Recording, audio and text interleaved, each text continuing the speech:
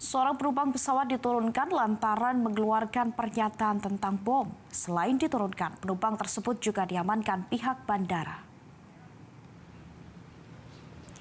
Penumpang yang dirahasiakan namanya ini diketahui mengeluarkan lelucon soal bom saat akan terbang dari Bandara Internasional Minangkabau, Padang Pariaman, Sumatera Barat menuju Bandara Kuala Namu, Deli Serdang. Usai diturunkan, pria ini diintegrasi pihak otoritas Bandara Wilayah 6 Padang pada pukul 10 hari Kamis. Kapolres Padang Pariaman AKBP Faisal Amir menyatakan lelucon membawa bom tersebut tidak dibenarkan dan melanggar aturan penerbangan. Benar telah terjadi